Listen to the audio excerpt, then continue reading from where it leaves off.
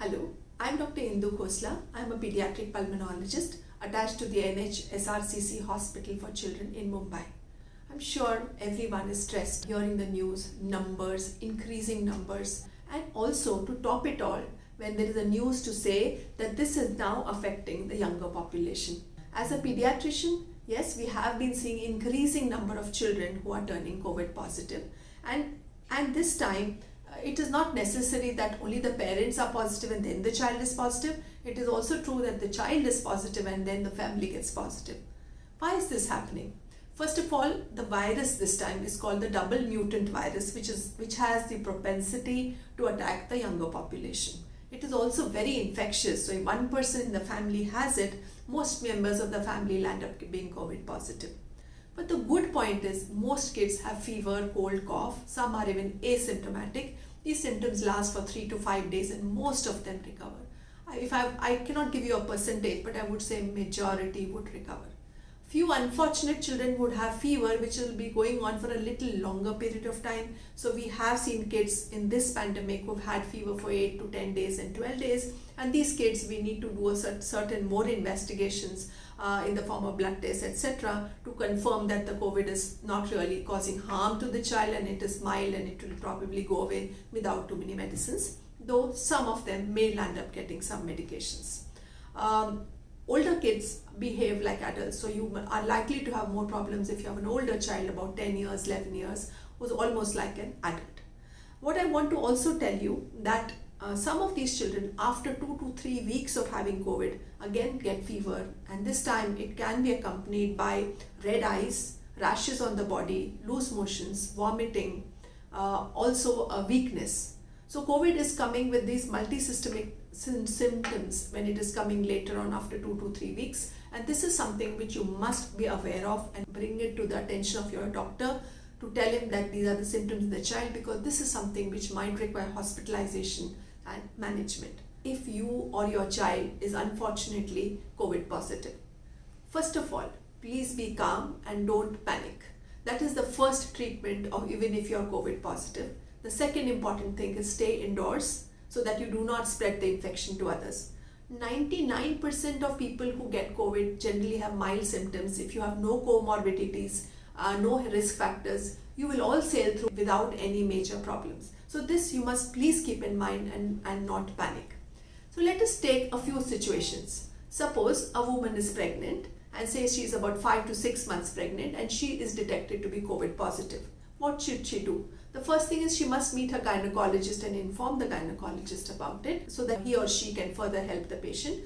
But in whatever limited data we have, it is not shown to cause major problems in the fetus in a pregnant woman. So at 5 to 6 months, one would definitely recommend continuing the pregnancy, careful monitoring and follow-up of such a patient. If the COVID positivity occurs in the first 3 months of pregnancy, where the fetus is in the stage of formation, we honestly still do not have much data to know how this virus can affect the growing baby inside the womb.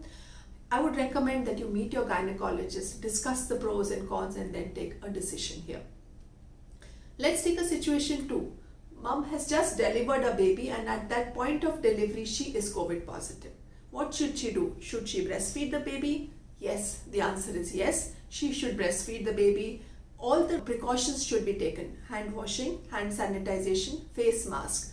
Feed the baby and keep the baby away from you. That is what she should do. Definitely she should continue to feed the baby, but keeping the precautions of preventing spread to the baby. The baby will definitely need to be tested, and the baby will need to be tested 2 days after delivery, and then subsequently on a follow-up again the baby will have to be tested on day 7. If the child is still positive, a follow-up test will still have to be done. Will the baby have problems? The answer is mostly no. So most babies do well, and even if they are COVID positive, if they contract it from their mother, they generally do well and most of them are asymptomatic. But if the baby has fever or any other symptoms, then you need to contact your doctor. Let's take a third situation. Now in this situation, suppose the child is positive and the mother is positive and the father is negative. What to do? So here the mother and child can be quarantined in one room for about at least 10 to 14 days where the rest of the family can be in a separate room. Very important that if there are grandparents at home, they have to be kept separately, because they are the ones with maximum risk, and therefore they are the ones to be completely separated. So the mother and child can be together, full diet, normal activities, breastfeeding if the child is breastfed can be continued. What happens in a situation if the child is positive and the mother is negative? Now suppose, especially if this child is a toddler, say a 2-year-old. Now a 2-year-old cannot stay separate, so the mother will have to be with the child and stay quarantined with the child. In a situation like this, it is important to judge if the mother has any comorbid factors, like whether she has got, say, diabetes, or she's got some lung disease, or she's got hypertension, etc. So if she doesn't have any comorbid factors, the child can continue to stay with the mother and both will have to be quarantined. If the mother has comorbid conditions, another parent or a grandparent, I would not say grandparent, but another parent the father could probably take charge of the child, right? And it's not a good idea to send the child away to the grandparents' house if the parents are positive, because the child may still, even if asymptomatic, even if negative, may be still carrying the virus and may pass it on to the grandparents. Now let me talk to you about vaccination for COVID. I will talk to you about vaccination for children as well as for pregnant mothers and lactating mothers.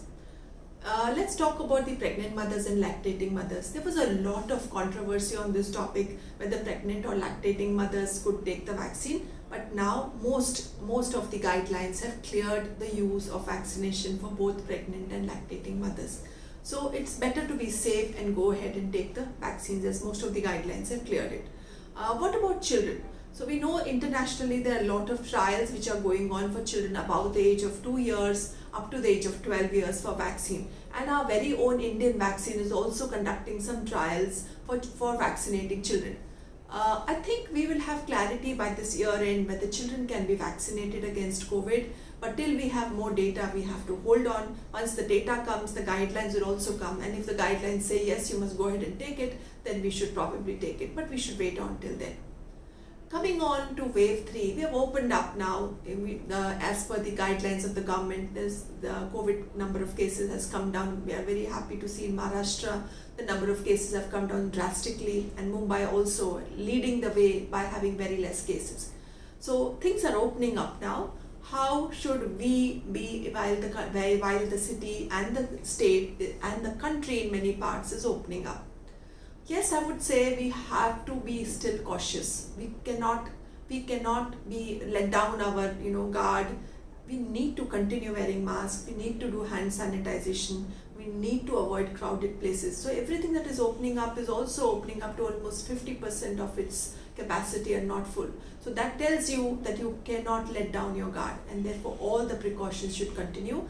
Yes, you can let your children out down to play in an area which is open with masks on, so where they're in the open space, probably they can get down and play. It is important that you structure your child's day. So from morning to evening, there should be like a timetable for your child, so that the child is involved and busy, so that child doesn't get bored, doesn't spend too much time on the screen. There has to be time for reading, there has to be time for activity, there has to be physical activity, there has to be a sleep schedule. So all this is very, very important. I know parents, it's taxing on you, but this is very, very important. You must have all read in the newspapers and all over the media that this wave 3 which will come will be very bad for younger kids and for children.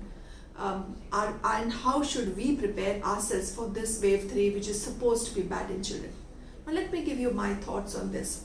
Yes, we might have a wave 3. We will have more cases probably in children, because the adults would have either been vaccinated or many of them would have suffered from the disease. Some of the children also have suffered from the disease. So these are people who would probably be protected, but there would be some children who have neither suffered nor obviously not vaccinated. So they have a higher risk of definitely catching an infection. But will it be severe? Will it lead to hospitalization? Will it behave like the adults, leading to severe lung disease? My answer is probably no, because the same reasons that we have seen in the past, that children are protected against COVID because their immunity is different, they have a higher lymphocyte count, the ACE receptors where the COVID virus binds they have less of those receptors, and children have other viral infections which compete with the COVID virus probably, and therefore children are less likely to get severe infections. So we need to wait and watch. I mean, I'm not saying that 100% that we will not have very severe disease, but I would think that we will not have very severe disease, and we must take our precautions to even prevent the mild disease that might so happen. Yes, one word of caution is on the MIS-C, which is a syndrome which is seen in children, which occurs 2 weeks post-COVID infection, where children can come with fever, rash, red eyes. That we need to still look out for, because those kids who have suffered from COVID can have it, and then you need to contact your doctor for further management and treatment. So parents, don't let down your guard. Be calm. India is getting better. Our number of cases are getting lesser.